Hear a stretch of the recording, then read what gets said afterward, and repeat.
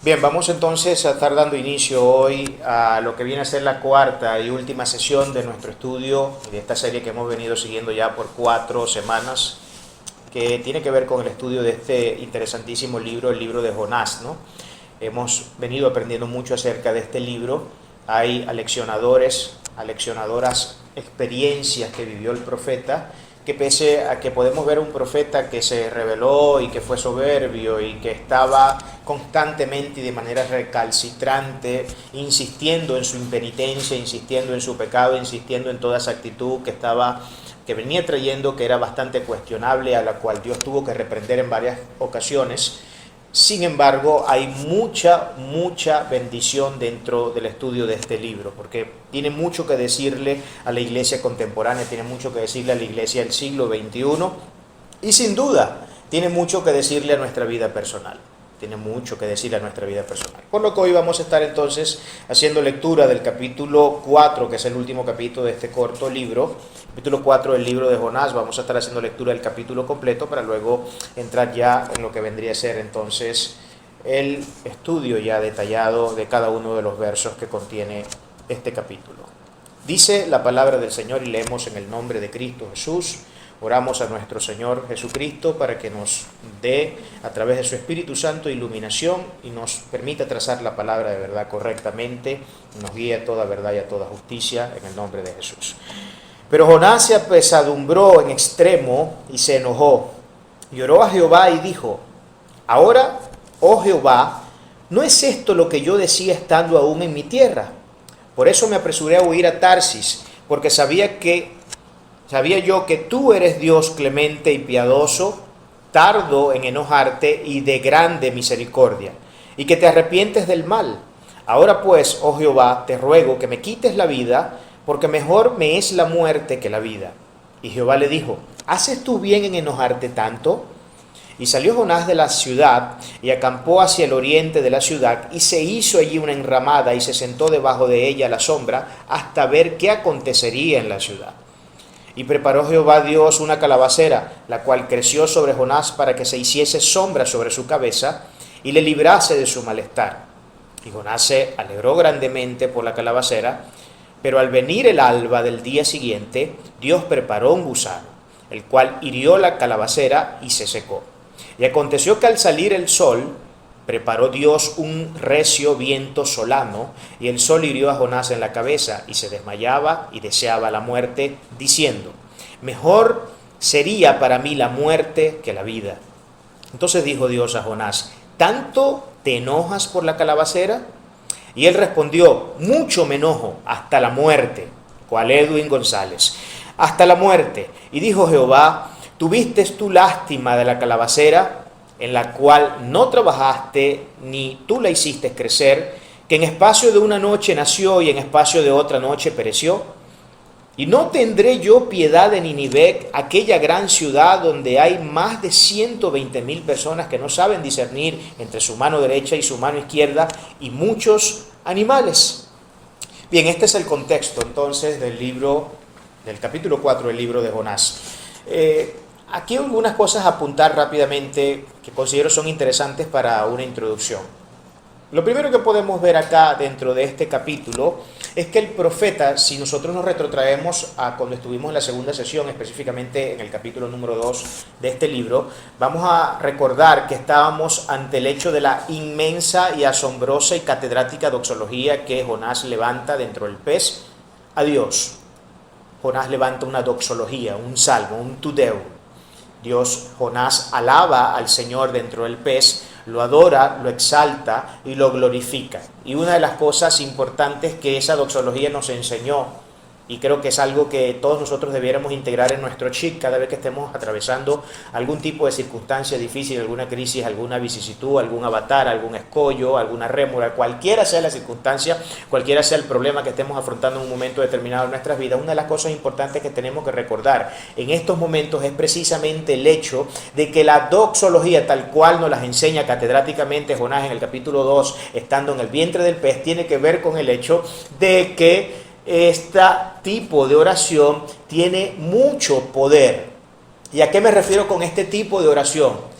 Cuando estoy en doxología, distinto a cuando estoy en petición, lo que precisamente no estoy haciendo es eso, pedir.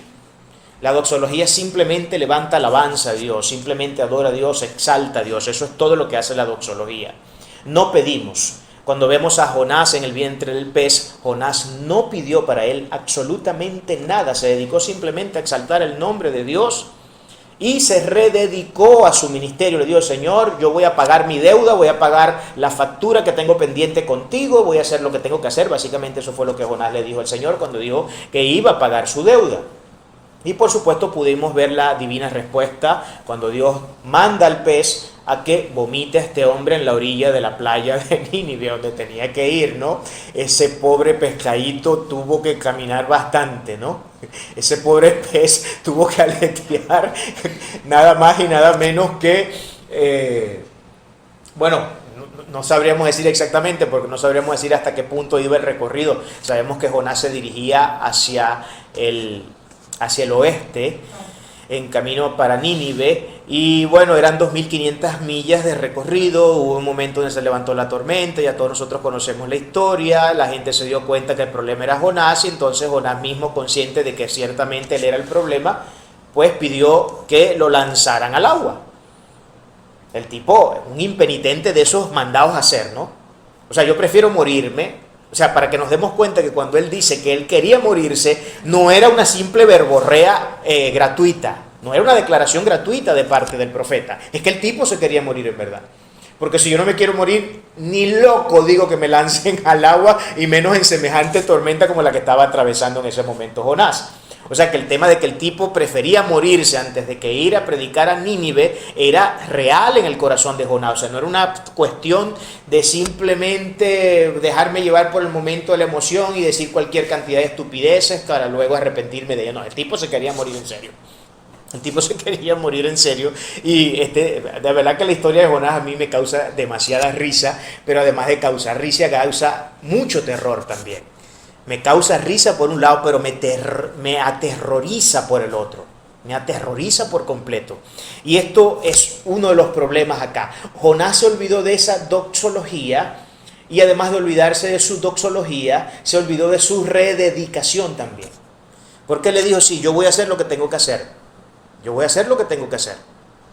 Pero, ¿cuál era la motivación de Jonás ir a hacer lo que tenía que hacer? Claro, a Jonás no le costó, porque el Señor le dijo: lo que tienes que ir a decir a esa gente que en ley de 40 días yo los voy a cortar, los voy a eliminar, los voy a cortar. Por supuesto que eso era algo que le venía muy bien al corazón de Jonás, puesto que era un corazón que estaba lleno de profundo odio y rencor hacia la nación ninivita, hacia la nación asiria. Estaba lleno de mucho rencor y de mucho odio. Entonces, ¿qué pasó con la doxología de este hombre? ¿Qué pasó con esa rededicación? Porque este capítulo nos acaba de demostrar en su lectura, sin necesidad de entrar a profundidades y de ser un experto en hermenéutica ni ninguna de estas cosas, en la simple lectura literal nos acaba de demostrar que al hombre se le olvidó todo lo que le había dicho Dios en el pez. Se le olvidó. Parece ser que es una experiencia que se replica muy seguido dentro de la cristiandad, ¿no? Creo que esto no es un problema únicamente de Jonás, creo que este es un problema que es constitutivo a la propia noción del hombre, que en su condición caída siempre quiere vivir de espaldas a Dios, siempre quiere vivir de espaldas al Señor. Esto es algo que sin duda alguna nos demuestra la realidad propia nuestra. Por lo que Jonás vuelve a su estado natural. ¿Cuál es el estado natural del hombre? Rebelarse contra Dios. Ese es el estado natural del hombre, rebelarse contra Dios. Y nuevamente Jonás se rebela aquí contra Dios. Otra de las cosas importantes a apuntar acá es la distinción entre el carácter de Dios y el carácter de Jonás. Hay una distinción diametralmente opuesta, totalmente antagónica, antitética. Porque si hay algo precioso y glorioso que este libro muestra, es el carácter del Dios al que nosotros servimos. De hecho, el Antiguo Testamento mismo, así se asume a nivel teológico y en consenso, que una de las grandes joyas y una de las grandes realidades y uno de los mensajes centrales del Antiguo Testamento, más que hablar de una creación, más que hablar de todos estos temas que son fascinantes y por supuesto no dejan de tener valor, está el hecho de que el Antiguo Testamento revela profundamente el carácter de Dios. Profundamente el carácter de Dios. Y este libro, pudiéramos decir, es una manera muy sucinta de presentar el carácter glorioso de nuestro Señor.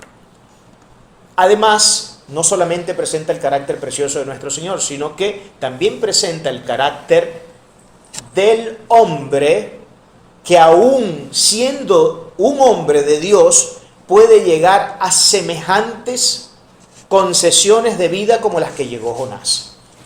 O sea, a un estado de total y absoluta arbitrariedad ante el plan divino, un estado de total y absoluta rebelión ante el plan divino, sin medir consecuencias, sin tener presente más nada que lo que yo pienso y creo y cómo me parecen a mí que las cosas deben ser. Y bueno, ya vemos cuáles fueron las grandes consecuencias que Jonás tuvo que vivir por razón de llegar a esas decisiones que llegó. Vamos a entrar en los primeros dos versos de acá de este estudio.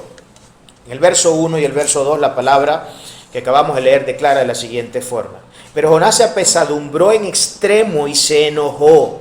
Se apesadumbró, miren la palabra que utiliza, el adjetivo, en extremo. Estamos ante un superlativo dentro de la gramática. En extremo. Se apesadumbró y se enojó. Y oró a Jehová y dijo: ahora, oh Jehová, ¿no es esto lo que yo decía estando aún en mi tierra? Por eso me apresuré a huir a Tarsis, porque sabía yo que tú eres Dios. Miren qué bárbaro es este tipo. Sabía yo que tú eres Dios, clemente, piadoso, tardo para la ira, y por último dice, y que se arrepienta de su maldad. O sea, el tipo estaba claro de quién era el Dios a quien le servía, al menos en este momento, ¿no? Estaba claro, ¿no? Que al Dios al que él le servía ciertamente era un Dios piadoso, clemente, tardo para enojarse, es decir, paciente, y que además se arrepiente de su mal. Algunos comentaristas afirman, y estuve leyendo por allí como algunos 4 o 5 comentarios, ellos afirman que el término acá, y de hecho el mismo hebreo lo revela, por ejemplo la palabra apesadumbrar, o se apesadumbró, que viene del término hebreo ra'a, significa afligir, quebrantar, pero también significa tristeza. Lo mismo sucede con el término enojo, que viene de la palabra jara en hebreo, que significa por un lado airarse y lo otro es entristecerse. Fíjense que ambos términos tienen dentro de sus acepciones como definición el término tristeza o la condición de tristeza y de aflicción del alma. Un alma que estaba afligida, por lo que algunos comentaristas dicen que aquí, más que un tema de enojo, era un tema de aflicción que había en el corazón de Jonás. Bueno, yo discrepo de esa opinión. Yo no digo que no había, yo creo que había de manera segura, en la condición de este hombre había una condición de entristecimiento, había una condición de tristeza, había una condición de aflicción. Claro que la había, pero también había enojo. No se puede negar que el tipo estaba enojado. Porque si no estoy enojado, hermano, no digo ni hago las cosas que este hombre hizo. Hace falta algo más que simple tristeza para hacer lo que Jonás hizo con tanta deliberada actitud. Entonces, yo creo que ambos términos aplican. Sí, el tipo estaba entristecido, pero además de eso estaba apesadumbrado, muy enojado, tal cual lo expresa acá. Cuán pasajera, cual rayo aparece en el firmamento en un segundo y antes de finalizar ese segundo se desvanece por completo, fue la hermosa y catedrática doxología que Jonás entonó en el vientre del pez. Su rededicación debe ser puesta en cuestión, al menos en términos de lo que fue su motivación inicial.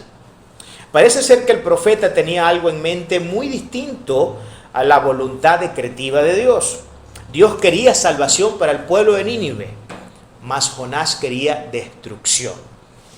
Aquí podemos ver una taxativa diferencia entre el carácter de Dios y el carácter del hombre.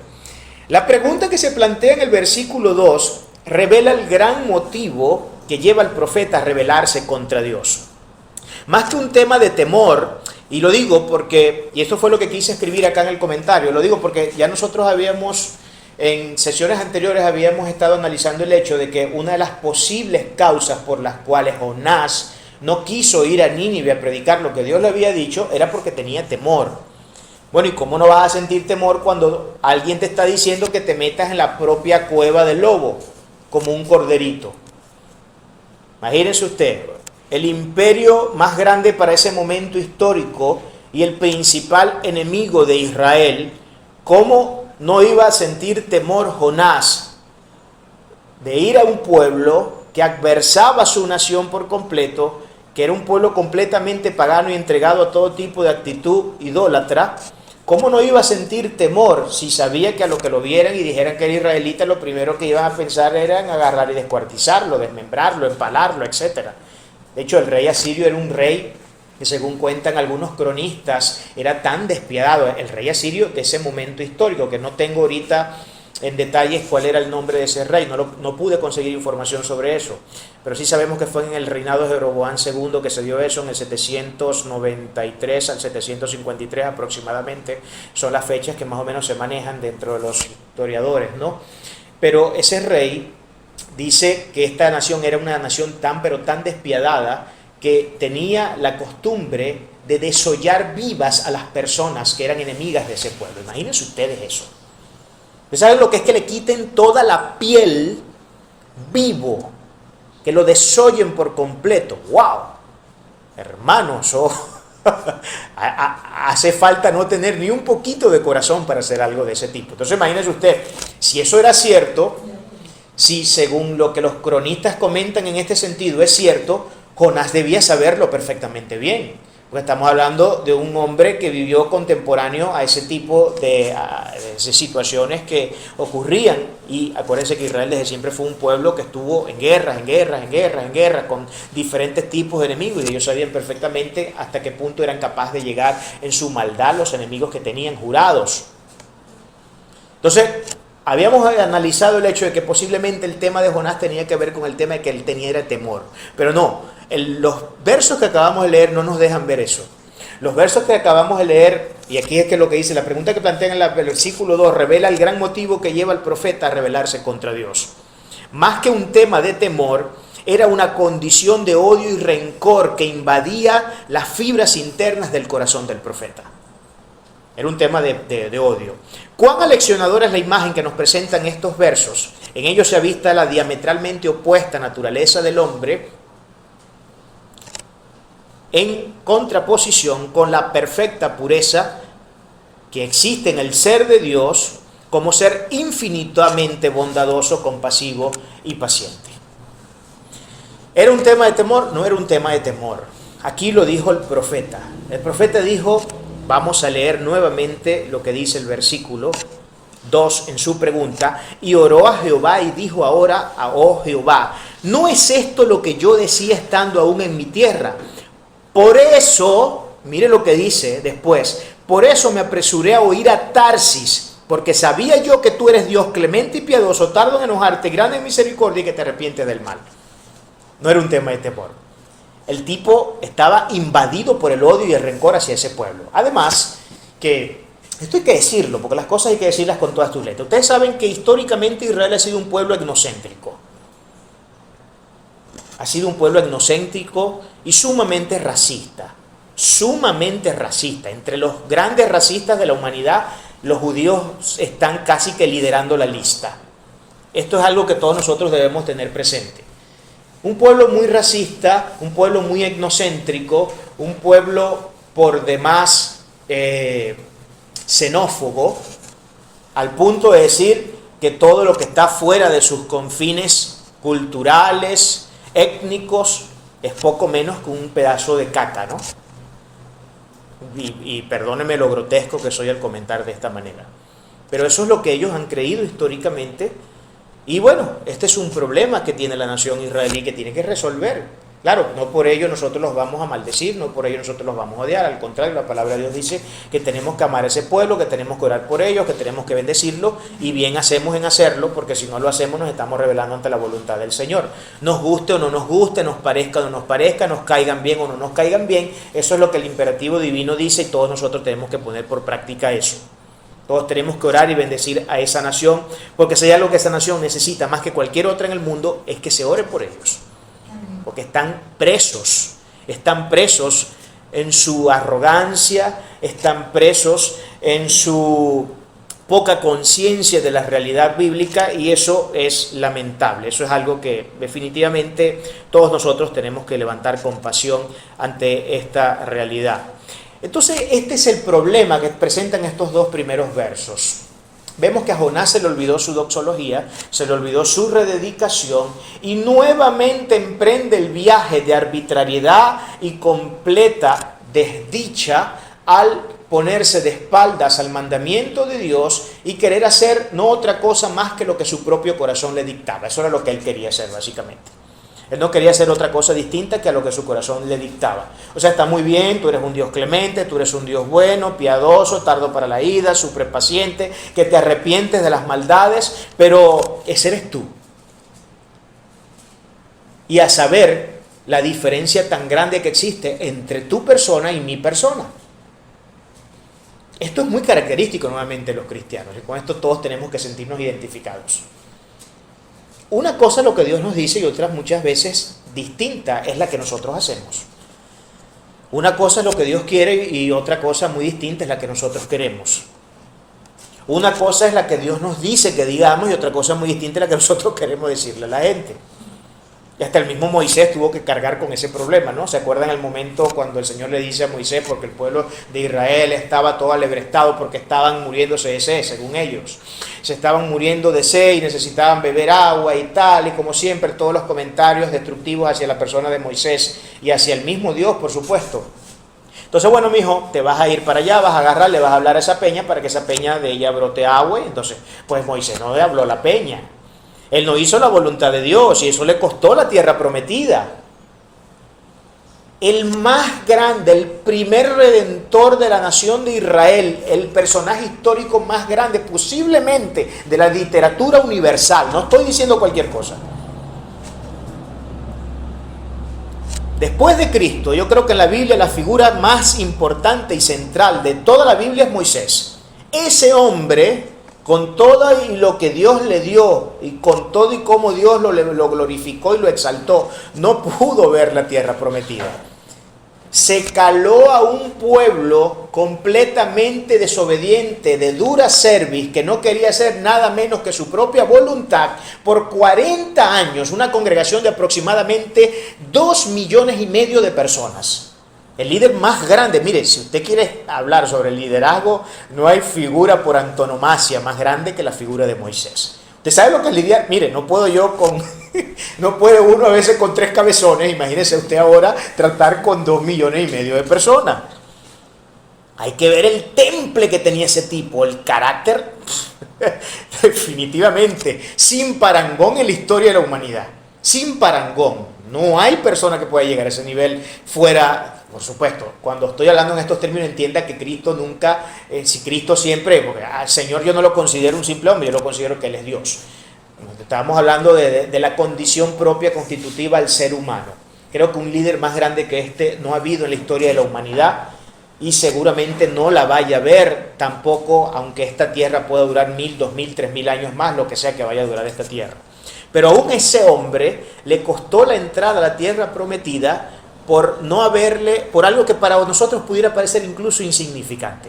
Usted pudiera decir que es insignificante el hecho de que en vez de Moisés haberle hablado a la peña, agarró y le mandó dos palazos. Pero la misericordia de Dios es tan grande que pese a que no cumplió con el mandamiento tal como Dios se lo había dado, y en vez de hablar le mandó 2 palazos por la canilla a la pobre piedra que no tenía culpa de nada, ella quería el amor. Ella quería que la trataran bien, que le dijeran, mi hija, yo te amo mucho, yo lo único que quiero es que me lancen un poquito de agua, porque esta gente se está muriendo de sed. Eso es todo lo que yo necesito que tú hagas. Pero el tipo agarró y le mandó 2 palazos por la canilla. Pero la misericordia de Dios aún se muestra en este texto. El amor bondadoso y glorioso de nuestro Señor aún se muestra en este texto cuando, pese a que Moisés hizo lo que no debía hacer, de la piedra siempre brotó el agua. ¿O no brotó? Terminó brotando siempre el agua.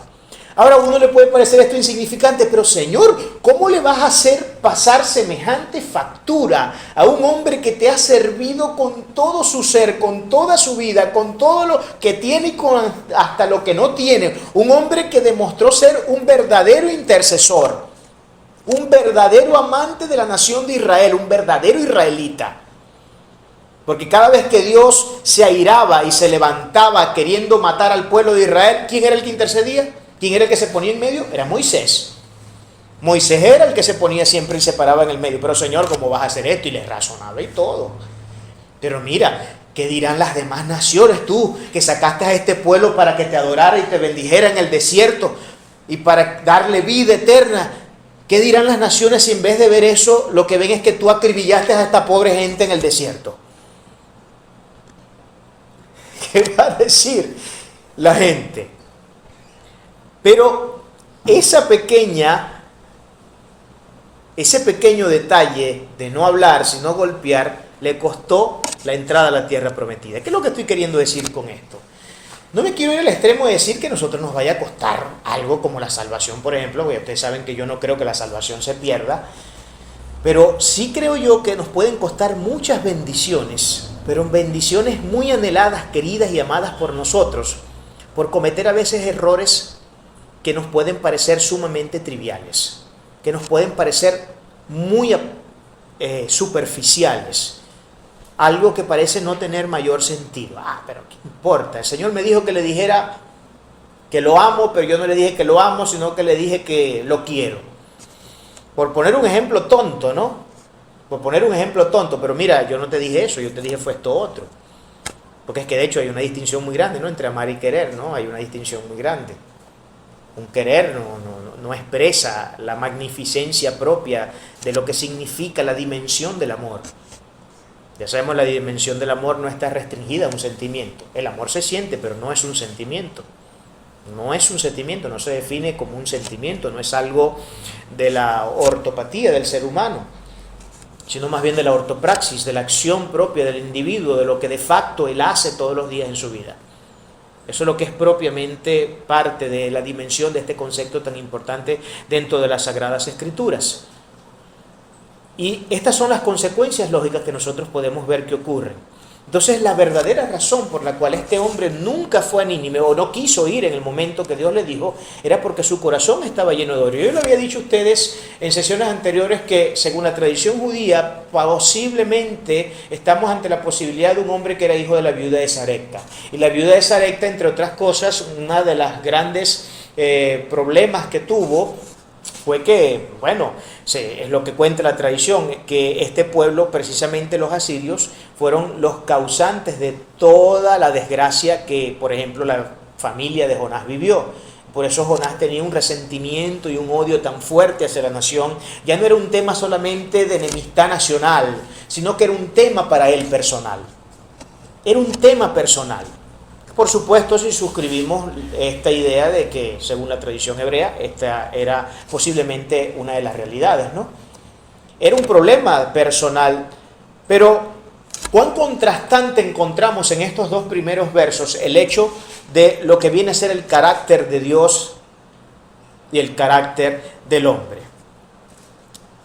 Uno de los textos, o una de las palabras, si no me voy a ir a la palabra clemencia, quise tomar la palabra piedad. La palabra piedad, que revela una de las facetas del carácter de Dios, no digo clemencia, porque clemencia y piedad ahí hay una endiadis, posiblemente, porque básicamente los términos, cuando uno los revisa semánticamente, se va a dar cuenta que prácticamente son homólogos en un sentido. Son homólogos, entonces estamos ante un caso de endiadios, se repiten 2 palabras que significan lo mismo, pero queriendo con ello simplemente enfatizar una idea de manera muy concreta. Eso es parte del estilo literario de la Biblia. Y miren lo que dice, por ejemplo, 1 Timoteo 3:16 acerca de la piedad de nuestro Señor. Dice, e indiscutible, grande es el misterio de la piedad. Dios fue manifestado en carne, justificado en el Espíritu, visto de los ángeles, predicado a los gentiles, creído en el mundo, recibido arriba en gloria. Que dice, e indiscutiblemente grande es el misterio de la piedad. El tema de la piedad de Dios ciertamente es uno de los más grandes misterios que existen dentro de la Biblia. ¿La piedad en qué sentido? No la piedad en el sentido de entender que Dios es un ser bondadoso. Eso es algo que yo creo que no debe para nosotros regañar la conciencia. Sino que Dios manifieste esa gloriosa bondad de Él, esa gloriosa piedad de Él, a seres que no se merecen ni un ápice de esa bondad. Ese es el tema del misterio acá. ¿Cómo es que un ser tan justo, perfecto, como Dios, que demanda justicia ante todo aquello que se rebela contra Él, termina amando a una cuerda de sinvergüenzas que lo único que saben hacer en su vida es pecar y pecar y pecar y pecar, porque es lo único que sabemos hacer?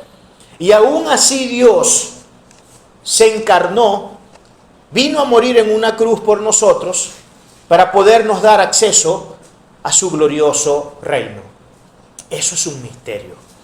Si usted nunca lo había visto así, entienda que ese es uno de los grandes misterios que están dentro de las Sagradas Escrituras. El tema de la piedad en dirección, en orientación hacia un ser como nosotros es un gran misterio.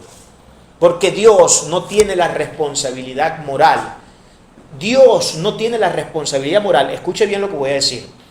Dios, y esto en materia apologética, para defendernos ante ciertos argumentos que a veces utiliza mucho la gente de manera cacofónica y ya, pues, como lorito se repite mucho. Y lo va a ver mucho en las redes. ¿Cómo es que Dios mandó a matar a este pueblo y mandó a matar al otro y que no dejara vivos ni a los muchachitos de pecho y todas estas cuestiones? ¿Qué pasó? ¿Dónde está el Dios de amor? ¿Dónde está el Dios de amor en ese caso? Y el gran planteamiento que aquí tenemos nosotros que hacernos es, ¿y quién ha dicho que Dios tiene el deber moral de mantener viva a una raza de seres que desde que nacieron se están rebelando contra Él? Que sigamos vivos y que Dios solamente mate al 1% de la humanidad cuando le da la gana, revela su inmenso amor, porque Él no debería matar al 1% de la humanidad, Él debería acabar con todos nosotros. Él no tiene el deber moral de mantener a una raza perversa y pervertida como nosotros. No tiene el deber moral de mantenerla viva. Si hoy seguimos vivos es porque la gracia y la misericordia de Él opera cada instante de nuestra vida. Amén. Él no tiene el deber moral de mantenernos vivos. Porque de hecho, Él pudiera perfectamente tomar la decisión de decir, yo voy a tratar a la raza humana puramente con la justicia. Si Él nos trata con la justicia, yo le pido a ustedes que tengan mucho cuidado cuando le piden justicia a Dios. Nunca le pida justicia a Dios. Porque si usted le pide justicia a Dios, lo que le está diciendo es que le pague conforme a lo que usted se merece recibir. ¿Y sabe qué es lo que yo me merezco recibir? Que me haga polvo cósmico ahorita mismo. Eso es lo que yo me merezco, eso es lo que nosotros nos merecemos. Oremos siempre porque Dios manifieste, en vez de justicia, para nosotros manifieste gracia y misericordia. Eso es lo que tenemos que pedirle al Señor. Que manifieste gracia y misericordia. Pero este tema, sin duda alguna, es un tema que manifiesta uno de los grandes misterios dentro de la Sagrada Escritura. ¿Cómo Dios puede ser piadoso y orientar su piedad hacia un ser tan pernicioso como nosotros? Pero Jonás se olvidó de la demanda de la piedad. Jonás se olvidó de que Dios es un Dios piadoso y se olvidó además de que él, como un ser que sirve a Dios y era nada más y nada menos que un profeta, no era cualquier cosa, era un profeta. En el Antiguo Testamento los papás de los helados eran los profetas, vamos a estar claros.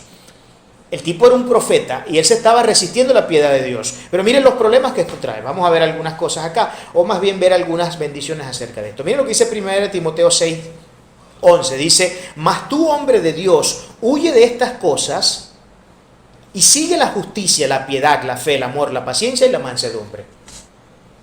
¿Qué es lo que Dios nos pide a nosotros los cristianos? Ser justos. Ahora, aquí justicia tiene que ver con derecho, tiene que ver con caminar recto, tiene que ver con rectitud. porque justicia, dependiendo del contexto con el que se conjugue, tiene un significado distinto. No siempre, aquí ya no me refiero a una justicia en el sentido de que yo le voy a dar a la gente lo que se merece, porque si, imagínense, si nosotros vamos a aplicar esa ley, yo agarro de una vez aquí un machete y comienzo a matarlos a todos ustedes, y después por último me termino suicidando yo. Esa sería la acción lógica que yo debería llevar a cabo. Si tendría yo que para aplicar justicia para con ustedes. Pero aquí lo que está diciendo, más tú, hombre de Dios, huye de estas cosas y sigue la justicia, la piedad, la fe, el amor, la paciencia y la mansedumbre. ¿Qué es lo que Dios nos está mandando a seguir? Aquí está, la justicia, la piedad, la fe, el amor, la paciencia y la mansedumbre. ¿En qué rincón del corazón de Jonás se encontraban algunos de estos elementos? Me parece a mí que ninguno. Creo que Jonás definitivamente, no podía haber leído a Pablo, está claro, ¿no? Porque Pablo fue cientos de años después, siglos después. Pero no necesitaba leer a Pablo para saber que esto eran las cosas que Dios demandaba, porque Dios siempre ha enseñado desde su ley moral qué es lo que nosotros tenemos que hacer. Pero, ¿qué fue lo que hizo entonces este hombre? Además de que se olvidó de la piedad y de que es un mandamiento establecido por el Dios Todopoderoso, porque son mandamientos que nosotros podemos ver están resumidos en las 10 palabras, en el Decálogo, en las 10 mandamientos. En cambio se llenó de odio y de ira. Y vamos a ver algunas cosas sobre este tema, porque este tema es grave. El producto del odio, de la ira más bien. Dice aquí, el lento para la ira tiene gran prudencia, pero el que es irascible ensalza la necedad. ¿Qué es lo que ensalza el ser una persona iracunda? La necedad. ¿Y qué es necedad? ¿Cuál es el antónimo de la necedad? La sabiduría, la inteligencia. El que es necio es bruto y no es sabio. Es un animalito de monte. Eso es lo que es.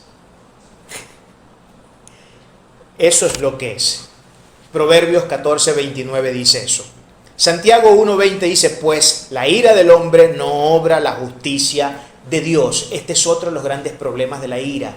La ira no solamente ensalza la necedad, sino que además de ensalzar la necedad, no tiene lugar para albergar algo tan importante como la justicia de Dios. Nuevamente, aquí justicia de Dios en el sentido de rectitud, no justicia de darle a cada quien lo que se merece, por supuesto. Esto está claro. Dice un autor muy conocido por ustedes, cuyo mensaje hoy sale de su boca, dice lo siguiente: la ira del hombre es cual bestia salvaje, sin razón, sin justicia, indomable, fecunda en fuerza bruta, pero estéril en paciencia, sensibilidad y amor. Es así. Esa es la realidad. Pero Dios es paciente, es tardo para la ira. Si nosotros recordamos un episodio tan importante como por ejemplo el de Génesis 18, que nos cuenta una historia desde el 23 hasta el 32, se recordará que estaba Abraham conviniendo con Dios sobre el tema de Sodoma. Si Dios iba a acabar realmente esa ciudad, si Dios iba a exterminar ese pueblo. Y comienza Abraham: Señor, no se vaya a molestar conmigo por lo que le voy a decir, tenga paciencia. Pero yo le pregunto, si usted encuentra 50 justos en esa ciudad, ¿usted destruiría Sodoma? No, los destruiría por causa de que hayan 50 justos en esa ciudad. Pero Señor, ¿y si no son 50, sino 45? Por 45 destruiría aún la ciudad, tampoco la destruiría. Por 30 tampoco, por 20 tampoco, y llegan hasta 10. Por 10 tampoco la destruiría. Por causa de 10 justos solamente que encuentren en una ciudad, yo no la destruiría. Yo me atrevería a decir que si incluso Abraham hubiera llegado al punto de llevar a Dios a no plantear 10, sino 1, yo creo que por 1 Dios tampoco lo hubiera destruido. Pero parece ser que Dios no encontró a nadie que fuera justo en esa ciudad, porque la inevitable realidad que pudimos ver fue que Dios tuvo que destruir a Sodoma. Pero aquí vemos un claro ejemplo de que la paciencia de Dios es infinita. Infinita. Tan distinto a nosotros. Jonás quería que el Señor agarrara, tal como hicieron también los apóstoles cuando estaban con el Señor Jesucristo, Le dijeron, esta gente, Señor, ¿no será mejor que agarremos y hagamos descender fuego del cielo como Elías y que se consuma todo este montón de cabezones que están acá y los acabe a todos de una vez? Y el Señor le dice, muchachos, ustedes definitivamente no han entendido nada desde el Evangelio, no han entendido la base del Evangelio. Qué tonterías, qué bobadas ustedes están diciendo. Yo no vine a hacer esas cosas. Yo vine a dar vida y vida en abundancia. Y vine a darle el justo pago al que tenía que recibir justo pago, pero yo no vine a acabar a todo el mundo. Aquí está un claro ejemplo de que Dios es profundamente fecundo en el tema de la paciencia. Y este es uno de los grandes frutos del Espíritu. Y no debemos olvidar que este es uno de los grandes frutos del Espíritu. En Gálatas 5 lo refleja así la palabra del Señor. La paciencia es uno de los grandes frutos del Espíritu. Y es uno de los frutos que ayuda profundamente a la vida cristiana, a la vida del creyente, a vivir conforme a los estatutos de Dios, a vivir conforme a lo que Dios ha dictaminado en su palabra. Por eso que todos debemos ser maestros de la paciencia, ejercitarnos en esa preciosa fruto del Espíritu. Isaías 53:7, fue oprimido y afligido, pero no abrió su boca, como cordero que es llevado al matadero y como oveja que ante sus trasquiladores permanece muda, no abrió él su boca. Hablando de quién, de Cristo. A Cristo qué cosas no le hicieron. ¿Y cómo respondió él? Su respuesta siempre fue amor. De hecho, él no respondía, no decía nada. Su silencio fue más poderoso que cualquier palabra que él hubiera podido haber dicho. Porque a veces el silencio es más poderoso que cualquier palabra. Poderoso tanto para lo bueno como para lo malo. En el caso de Cristo, por supuesto, entendemos que su amor se manifestó de manera silente ante sus trasquiladores. Ante sus trasquiladores. Y nuevamente dice 1 Pedro 2:23, quien cuando le ultrajaban no respondió ultrajando, cuando padecía no amenazaba, sino que se encomendaba a aquel que juzga con justicia. Esa es la paciencia de nuestro glorioso Señor, que ciertamente es tardo para la ira. Ahora, el tema de la ira, para que ya soltemos estos dos primeros versos, ustedes saben que la ira en sí no es pecado. El enojo en sí, per se, no es pecado. No es pecado. La palabra dice, airaos, pero no pequéis. Hace una distinción entre entre tener una cierta condición de ira y cometer pecado. Evidentemente, la ira, por regla general, lleva al ser humano a cometer pecado. Por eso es que él dice, airaos pero no pequéis, porque él sabe perfectamente que una de las cosas que nos llevan a producir pecado en nuestras vidas es vivir en una actitud iracunda. Pero la ira per se no es pecado. Que yo me indigne por la injusticia que puedo ver allá afuera y la gente cómo trata a los demás y el desastre y la perversión que hay, que yo me indigne, que me dé rabia, eso no es pecado. Ahora, si yo por esa rabia comienzo a salir y a matar a todo el que ha matado a otro, me estoy convirtiendo exactamente en la misma persona. Y ahí sí estoy cayendo en pecado, ese es el problema, ¿no? Entonces, a tener en consideración eso. Vamos a los versículos siguientes, 4 y 5, dice, y Jehová le dijo, ¿haces tú bien en enojarte tanto? Le pregunta el Señor. Y salió Jonás de la ciudad y acampó hacia el oriente de la ciudad y se hizo allí una enramada y se sentó debajo, dice aquí, se sentó debajo de la sombra hasta ver qué aconteciera en la ciudad. Hasta ver qué acontecería o qué aconteciera en la ciudad. Ante la cuestionable y extremadamente maliciosa actitud del profeta, Dios tuvo que intervenir y preguntarle a Jonás qué era lo que estaba haciendo. Con todo, el impenitente profeta decide huir nuevamente de su deber, su repugnante proceder, su ira consumidora, no le permitía hacerse consciente de cuán peligroso era lo que hacía. Yo no sé si ustedes recuerdan, para los que tuvieron la oportunidad de estar en la serie que di sobre el capítulo 73 de los Salmos, el Salmo de Asaf. ¿Se acuerdan? El Salmo de Asaf, un tipo que tenía profundos conflictos espirituales, ¿no? tipo que, bueno, sencillamente se preguntó algo que todos nosotros en algún momento de la vida nos los hemos preguntado o que quizás nos los preguntamos muy a menudo. ¿Cómo es posible, Señor, que el impío, el tipo que no tiene nada que ver contigo, el que se burla de ti, el que es un hereje, el que le hace mal a todo el que quiere, el que se cree que es mejor que los demás, el que incluso se tiene para sí mismo como Dios, prospere, y yo que te sirvo todos los días, yo que soy el director de salmos del templo, nada más y nada menos, recibo es palo y palo y palo? No, muy bien me he levantado y lo que estoy recibiendo son palos. ¿Cómo es posible eso? Me parece ser a mí que la decisión, el negocio correcto parece ser que es ser malo más bien. Porque si siendo malo recibo bienes, entonces vamos a ser malos todos. Eso es lo que básicamente plantea el salmista Sag en el Salmo 53. Y claro, vemos que esa fue su manera de razonar la cuestión y la situación, en tanto que él estaba siendo condicionado por la ira, el odio y un profundo deseo de injusticia. Eso era lo que él pensaba. Y recuerdo yo que para esos momentos yo decía que uno de los problemas que nosotros tenemos para pensar, una de las rémoras, uno de los grandes obstáculos que nos impiden razonar correctamente, que los engranajes de nuestro cerebro se muevan como tienen que ser y con la coordinación que tiene que haber dentro de ella, es precisamente el hecho de la ira. Cuando uno está irado, uno no razona, uno se convierte en un animalito en monte. Por regla general. Por regla general. Y en ese momento es cuando encontramos, por ejemplo, declaraciones tan célebres como estas entre cristianos. Parece que me voy a tener que bajar de la cruz por unos 5 minutos porque tengo que hacer una misión especial. Y agarran y se ponen el antifaz del avispón verde.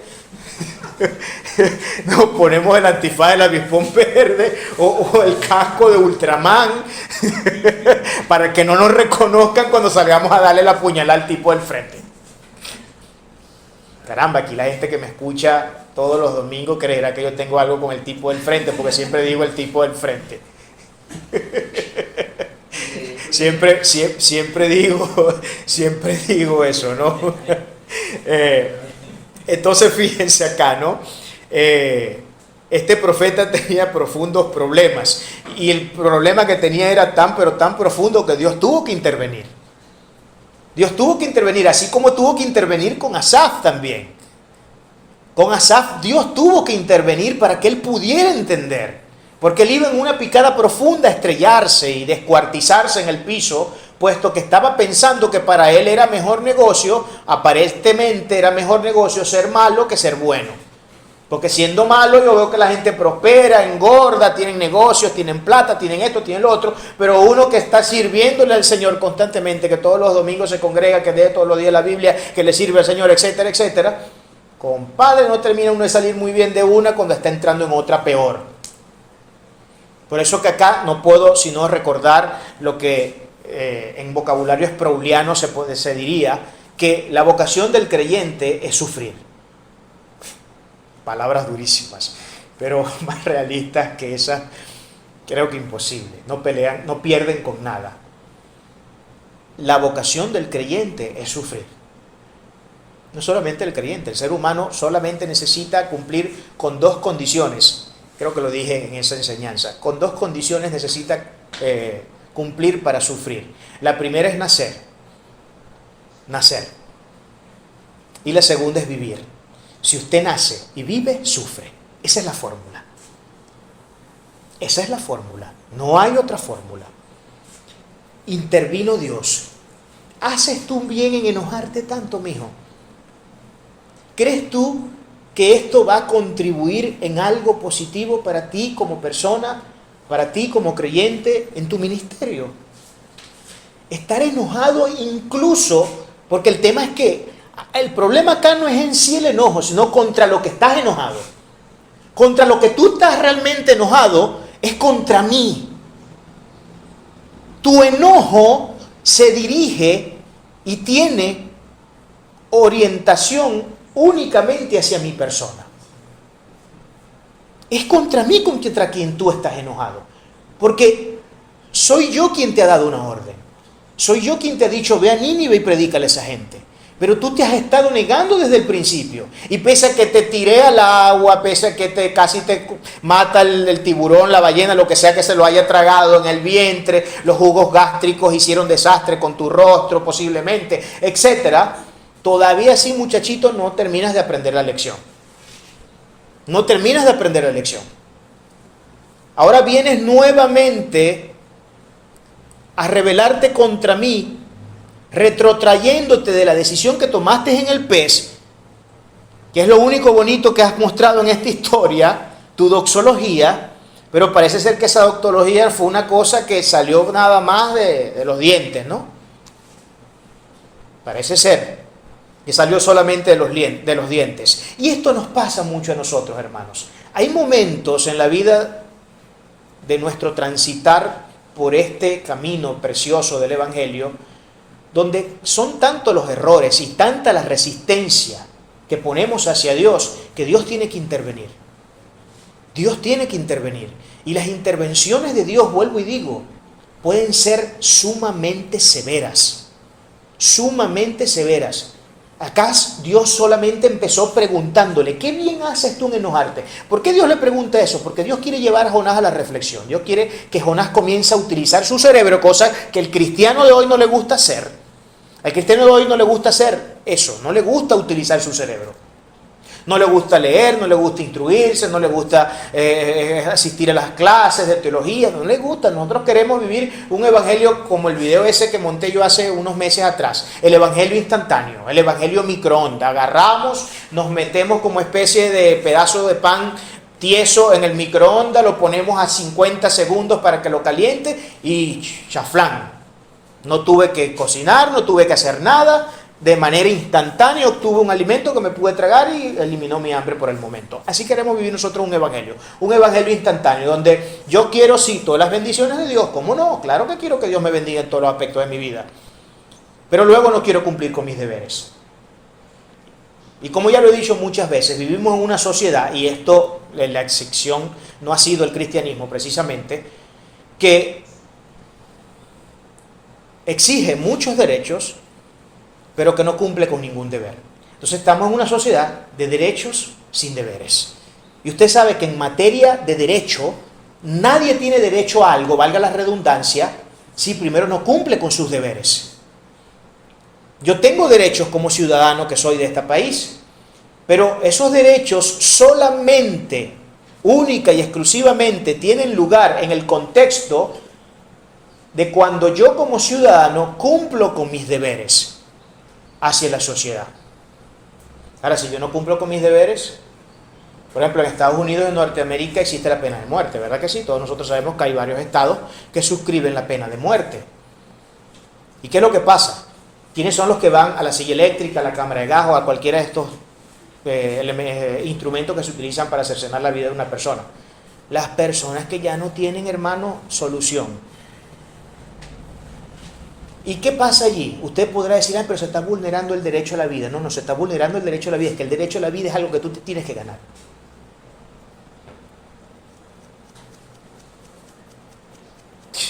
Es así.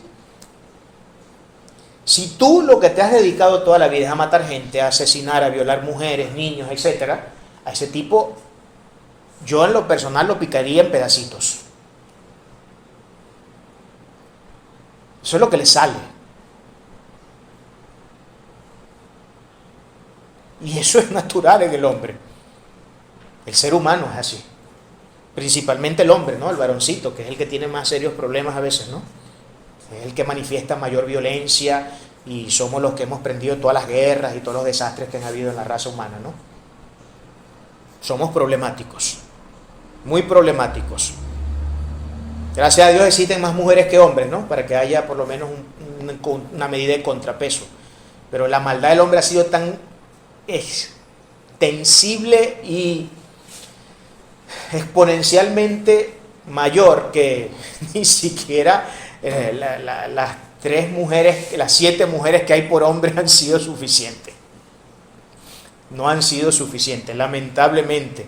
Y esto no es que yo sea, porque yo soy hombre, ¿no? Pero estoy echando palo a mí mismo, pero no es que yo sea un antropomófobo.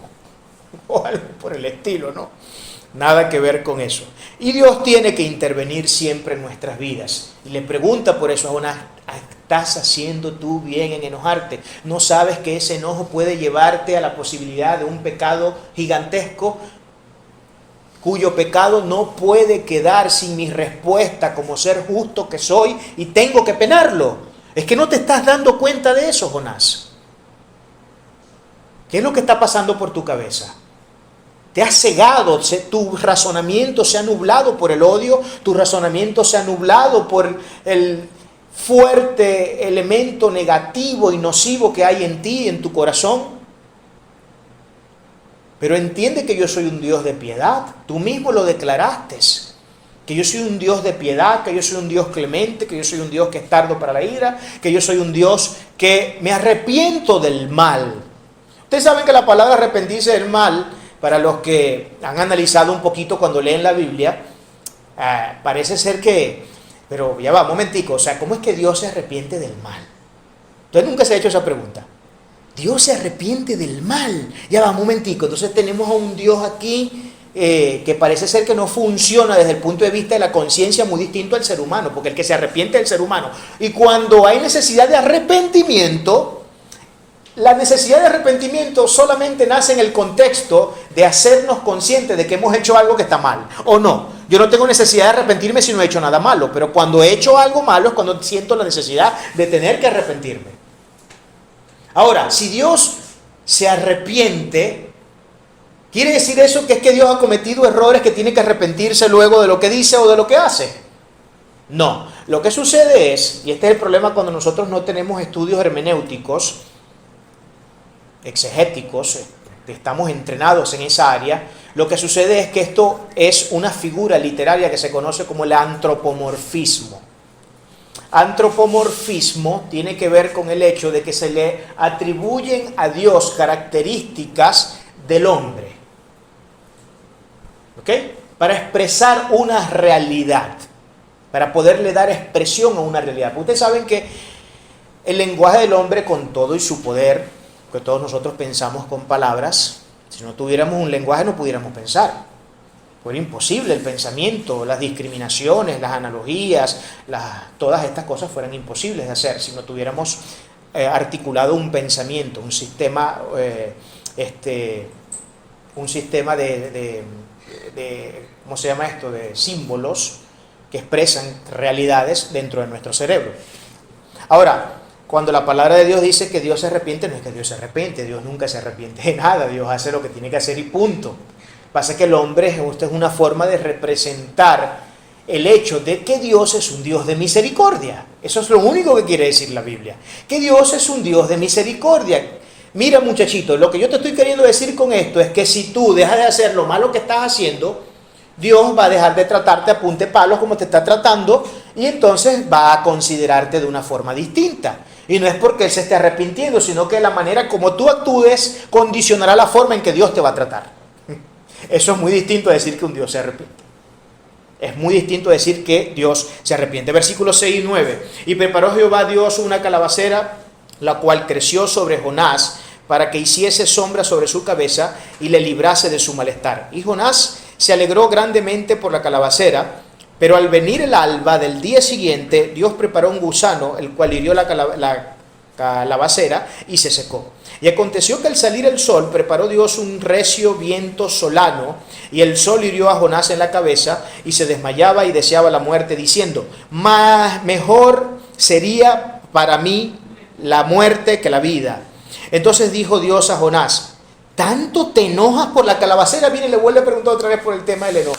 O sea, Dios está tratando de darle una cátedra a Jonás acerca de lo nocivo que es el enojo, acerca de lo nociva que es la ira. Eso es lo que Dios quiere que Jonás recapacite, que logre integrar. Y le respondió: mucho me enojo hasta la muerte. Muchacho, definitivamente no quería dar su brazo a torcer, como diríamos nosotros acá, ¿no? Restiado hasta la muerte en sostener su posición. Si estoy enojado y estoy tan enojado que no me importa si muero por causa de ese enojo. Este tipo era de malas pulgas, ¿no? Definitivamente un tipo de malas pulgas. Por eso que a mí me da mucha risa cuando leo la historia de Jonás, pero a la vez también me produce mucho terror, porque aquí podemos nosotros ver los límites a los que Dios puede llegar en su severidad para tratar con nosotros, buscando en otra cosa más que nosotros despertemos y nos hagamos conscientes de la situación. Nuevamente Dios muestra su misericordia, que es más preciosa que los diamantes, porque pese a que Jonás venía siendo, miren la bondad y la misericordia y la compasión de Dios tan gigantesca, ¿no? Más valiosa que cualquier diamante, más valiosa que todo el oro y toda la plata del mundo. Fíjense todo lo que Jonás viene haciendo, todo lo que hemos venido leyendo acerca de este profeta, todas sus malignidades, todo su desacato a la ley, su antinomianismo, todo este desastre que él viene practicando. Y pese a eso Dios le hizo que creciera una calabacera sobre su cabeza para que le diera sombra, ¿no?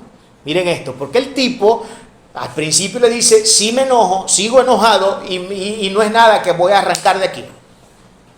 El tipo huyó de Nínive, se fue a las afueras de la ciudad, porque él no quería estar allí en Nínive, porque yo veo que tú eres Dios clemente y a fin de cuentas tú lo que viste fue a salvar a esta gente y yo no quiero que tú la salves, yo me voy de aquí. Y agarró y se sentó por allá, bien lejos, se hizo una enramadita a contemplar a ver qué Dios iba a hacer. Miren lo descarado de este tipo.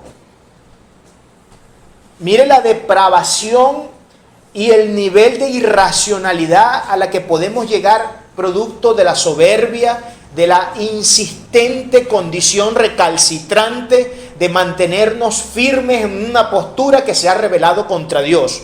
Nos embrutece a tal nivel, porque el pecado siempre embrutece al ser humano, nos embrutece a tal nivel que este tipo en ningún momento dio señales de dar su brazo a torcer y seguía manteniendo su actitud hasta el final.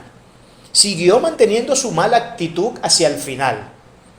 Se creó su enramadita y él se sentó a esperar a ver qué Dios iba a hacer. ¿Sabe qué significa? Ese se sentó a esperar a ver qué Dios hacía. Él estaba esperando a ver si Dios se arrepentía de salvarlos y los terminaba destruyendo. Eso es lo que está diciendo acá el texto. O sea, él se sentó a ver qué Dios iba a hacer. Eso no es igual a decir, eso es muy distinto a decir, ya él sabía lo que Dios va a hacer, ¿para qué se va a sentar a ver lo que Dios va a hacer? Es más, para él hubiera sido más lesivo todavía sentarse a ver cómo Dios salvaba a un pueblo que no quería que salvara. Por lo que por lógica, por inferencia lógica, él no estaba esperando que Dios lo salvara, sino que Dios lo destruyera.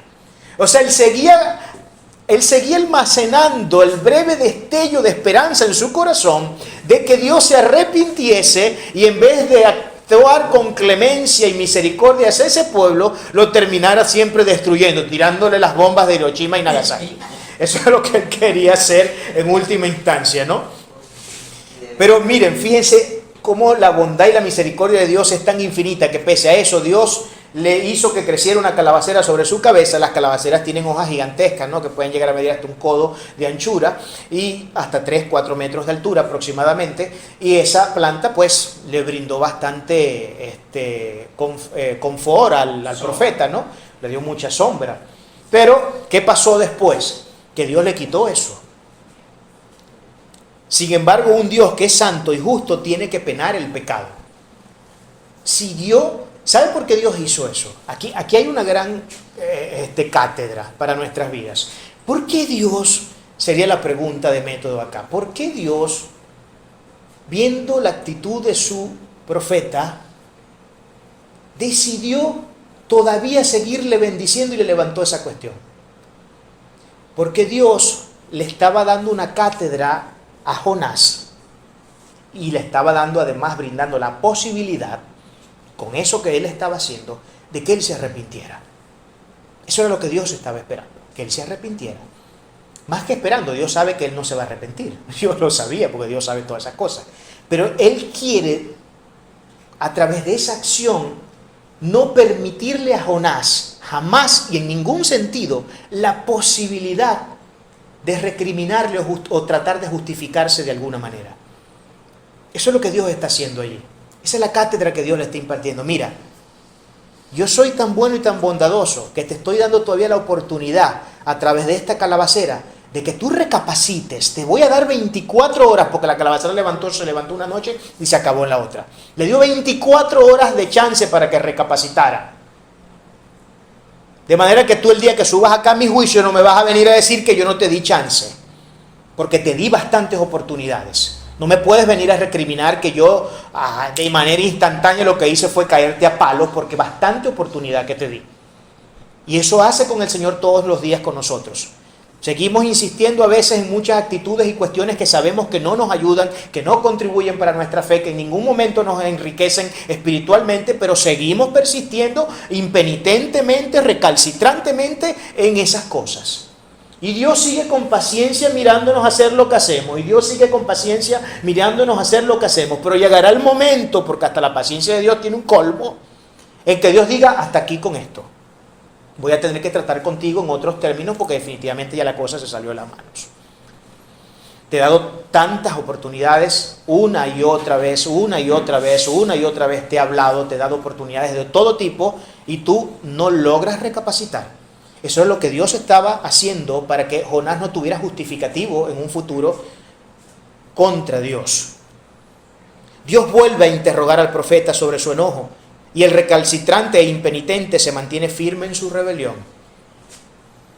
¿Haces tú bien en enojarte? Porque el Señor le vuelve a preguntar, ¿por qué te enojas por la calabacera? Ni la sembraste tú, ni la regaste tú no le echaste los insecticidas para que no se la comieran las langostas o cualquier plaga que pudiera aparecerse por allí.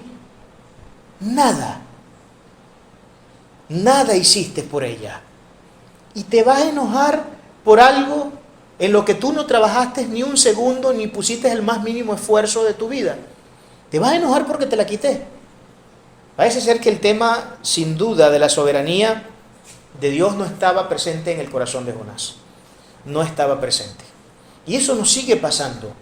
Esto nos sigue pasando. Seguimos insistiendo en nuestra impenitencia, en no arrepentirnos de lo que debemos arrepentirnos, no tomar las vías correctas que debemos tomar.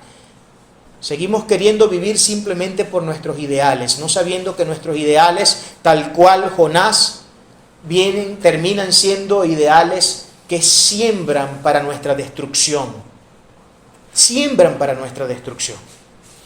Los dos últimos versículos dice, y dijo Jehová, tuviste tú lástima de la calabacera, y aquí viene Dios a impartir una cátedra nuevamente a Jonás. Tuviste tú lástima de la calabacera en la cual no trabajaste ni tú le hiciste crecer, que en espacio de una noche nació y en espacio de otra noche pereció. Y viene la pregunta incisiva.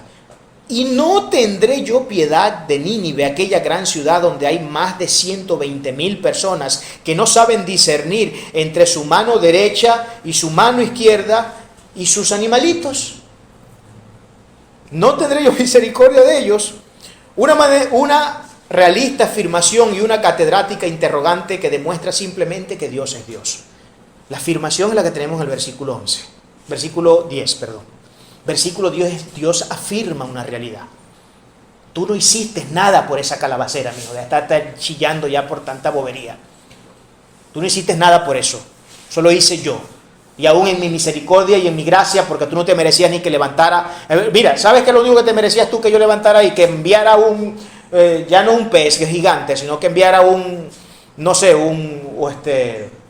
dicho de esto, un titán, una cosa de esta, no sé, que les enviara una plaga de 1 trillón de cobras súper venenosas y te llegaran y te comieran vivo? Eso es lo que tú te merecías.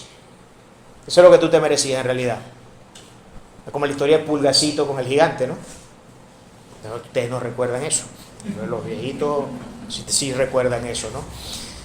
La historia de Pulgacito y el gigante.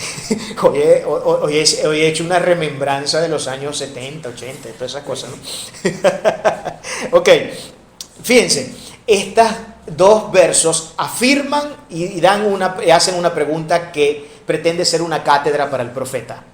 Una pregunta.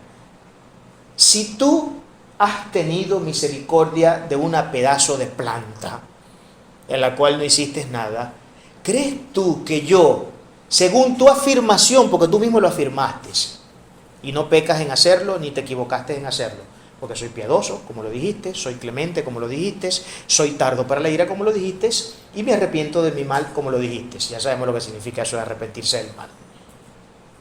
Ahora, sabiendo tú que yo soy así, te tengo que hacer esta pregunta. Te la tengo que hacer.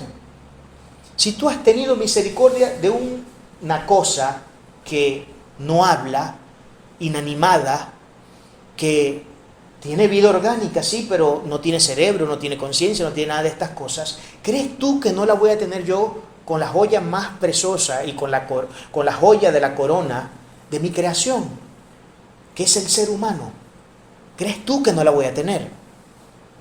Se afirma una vez más lo que el libro desde el inicio viene exponiendo con gran esplendor. El amor benevolente de Dios, la gracia, la misericordia del Dios gloriosamente bondadoso. Eso es lo que se afirma acá. Se afirman estas realidades. Si hay doctrinas que hemos venido cacareando desde que iniciamos este estudio, es el tema del amor de Dios, la gracia de Dios y la misericordia de Dios. Porque aquí vemos, y ya vamos a ver en la conclusión, algo que escribí acá, ya vamos a ver en la conclusión. Aquí podemos ver, como les dije al principio, el carácter de Dios. El carácter de Dios que todo cristiano tiene el deber de ver en su contexto pleno. Y claro, cuando digo contexto pleno no me refiero a que nosotros tenemos que conocer cada cosa de Dios, porque de hecho es imposible. Hay cosas que operan en Dios, atributos, dones, características que ni siquiera están reveladas dentro de las Sagradas Escrituras. Y no podremos saber nada de ella. Incluso si dentro de lo que se revela en la Biblia tampoco sabemos nada, o sabemos muy poco, cómo nosotros definir el Todopoderoso, cómo definir que Dios es omnipotente, omnipresente, omnisciente. Esos son conceptos que se escapan de nuestra capacidad intelectual. Se escapan de nuestra capacidad intelectual. ¿Cómo concebir la noción de un ser que lo sabe todo? Dios mío. Mire, nosotros somos tan... damos tanta lástima a veces, ¿no? Que estudiamos una carrerita por ahí, nos graduamos en la universidad, de lo que sea, y ya, usted sabe, el estatus y tal. Que el papi soy yo y tal. Ese es el que sabe, ese es el que sabe. Ignorantes. Somos ignorantes. Por último, el abrupto final del libro, donde se ausenta una respuesta de parte del profeta ante la incisiva pregunta del Altísimo, dice más de lo que 1000 líneas adicionales hubieran podido expresar. Porque ¿vieron cómo terminó el capítulo? ¿Vieron cómo terminó la historia de Jonás? Y le preguntó Dios, si tú has tenido misericordia de la calabacera, ¿cómo crees tú que no voy a tener yo misericordia de más de 120,000 personas que no saben distinguir entre su mano derecha y su mano izquierda? No voy a tener yo misericordia de ellos. Y así terminó el libro. Jonás no siguió registrando más nada. Y esa forma abrupta en la que el libro culmina, dice, como escribí acá, más que 1000 palabras. El silencio de Jonás dice todo lo que nosotros necesitamos saber. Señor, ¿qué te puedo decir? Lo que tú me estás diciendo es así, no tengo defensa. ¿Cómo me defiendo ante una realidad tan grande como la que tú me estás presentando? No tengo defensa. No tengo nada que decir. Parece ser que ya al fin el tipo entendió. ¿Verdad? Entre líneas podemos entender que el hecho de que se ausente una respuesta de parte del profeta y de que el libro no haya seguido su desarrollo lógico, quiere decir que el tipo se arrepintió al fin. Claro. Y creo que aquí hay un gesto de honestidad de parte del profeta. Su arrepentimiento fue tal que él dijo, ¿para qué decir que me arrepentí? ¿Para qué escribir que al fin me arrodillé ante él? Si he hecho tanta porquería que no merezco, no tengo el derecho de escribir más nada. Lo único que tengo, el único derecho que tengo yo es de que Dios, lo único que yo me merezco es que Dios me agarre y me descuartice por completo. No merezco más nada, absolutamente nada. La historia de este libro es fascinante, aleccionadora, pero a la vez terrorífica. La mayor grandeza de esta historia es el asombroso acervo expositivo del carácter del Altísimo. Es un ejemplar retrato del Dios que es amor, pero también fuego consumidor. Por eso aquí están todas las dos facetas de Dios. Un Dios que es amor, pero que no se olvida de que a la injusticia tiene que penarla. La injusticia tiene que penarla. También es fuego consumidor. Muy mal negocio hacemos con revelarnos ante la majestad del que todo lo puede, todo lo sabe y de quien no podemos escondernos, cuestión que Jonás quiso hacer desde el principio. Él pensó que huyendo a Tarsis él se iba a poder esconder de la presencia de Dios, pero no contaba con la astucia de Dios, ¿no?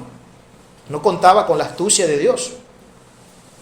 Jonás creyó que en su embrutecedora soberbia, que podría salirse con las que creyó en su embrutecedora soberbia que podría salirse con las suyas, ignorando la soberanía regentadora de aquel que lo llamó. Uno de los más grandes frutos de muerte de la soberbia y la rebelión está en pensar que nuestros planes pueden llegar a ser mejores que los de Dios. Eso fue lo que Jonás siempre creyó. Jonás siempre creyó que los planes de él eran mejores de hecho que los de Dios. Eso fue lo que Jonás dejó ver desde el inicio con su trágica historia. Su recalcitrante resistencia a la voluntad divina lo llevó a pagar grandes facturas. Pero no nos engañemos pensando que esta es solo una historia aislada, que no puede ser replicada en millones de creyentes. De facto, historias como esta ocurren todos los días en todas partes del mundo. No porque grandes peces permanentemente se estén tragando a las personas y luego de 3 días sean vomitados vivos en alguna orilla de la playa, porque estas cosas no pasan comúnmente. Pero simbólicamente, Dios no deja de preparar sus grandes peces para tragarnos cuantas veces sea necesario, hasta que logremos reaccionar y hacernos conscientes de que hay deberes que cumplir. ¿Y cuál es el deber? Sería la pregunta de método acá. ¿Cuál era el deber de Jonás en toda esta historia? En toda esta corta y sucinta historia. El deber de Jonás era hacer su obra de profeta. Sencillamente. ¿Cuál era el deber de Jonás? Específicamente en el área, porque si digo hacer su obra de profeta, esto es muy abstracto, pero vámonos a lo específico. El deber de Jonás era básicamente predicar la palabra de Dios. Ese era el deber de Jonás. Ese es mi deber y ese es su deber. Predicar la palabra de Dios a todo oído, a toda persona, a todo el que se nos acerque mientras podamos hacer. Ese es nuestro deber. Y si nos seguimos resistiendo a ese deber, cual Jonás podemos ver en estas líneas, pues tendrá Dios que preparar algunos cuantos peces. Tendrá Dios que preparar algunos cuantos peces. Lamentablemente. Hasta cumplir con nuestros deberes. El cristianismo está lleno de Jonases y así seguirá siendo hasta la misma venida de Cristo por nosotros. No seamos desobedientes, no seamos un desobediente Jonás. Seamos imitadores de Cristo. Y aquí viene la exhortación. ¿Qué es lo que debemos hacer? Si no es lo que Jonás hizo, lo que tenemos que hacer es ser imitadores de Cristo. Porque al imitarle honramos su glorioso nombre. Número 1, y esa es la razón principal por la cual debemos ser imitadores de Cristo. Usted nunca pretende ser un imitador de Cristo simplemente porque quiere recibir su bendición, su favor. Usted sea un imitador de Cristo porque sencillamente Él se lo merece, porque Él tiene que ser glorificado. Él se merece ser glorificado, Él se merece ser alabado, Él se merece ser ensalzado, Él se merece ser exaltado. Esa es la primera razón. Y llegamos a ser objeto de su infinita benignidad. Honramos el nombre de Dios y llegamos a ser objeto de su infinita benignidad. Su amor, su gracia, su misericordia nunca se derraman de sus manos sobre nosotros con mezquindad. Dios nunca derrama amor, gracia y misericordia con mezquindad. Nunca, sino sobreabundantemente. Pero nosotros decidimos qué faceta del carácter de Dios vivir. Si la de su inescrutable amor o la de su ira inquebrantable, que también es fruto del amor. Y termino con estos versos. Pedro, no puse aquí si era primera o segunda. Pedro 2 del 21 al 25, ustedes después revisen si es primero o segundo. Primera de Pedro 2 del 21 al 25 dice: pues para esto fuisteis llamados, porque también Cristo padeció por nosotros, dejándonos ejemplo para que sigáis sus pisadas, el cual no hizo pecado, ni se halló engaño en su boca, quien cuando le maldecían no respondía con maldición, cuando padecía no amenazaba, sino encomendaba la causa al que juzga justamente, quien llevó él mismo nuestros pecados en su cuerpo sobre el madero, para que nosotros, estando muertos en los pecados, vivamos a la justicia, y por cuyas heridas fuimos sanados. Porque vosotros erais como ovejas descarriladas, pero ahora habéis vuelto al pastor y obispo de vuestras almas. Eso es lo que debemos hacer, ser imitadores y seguidores de Cristo, no capitular contra esa posibilidad jonástica que existe en nuestras almas. Amén. Damos gloria a nuestro Señor.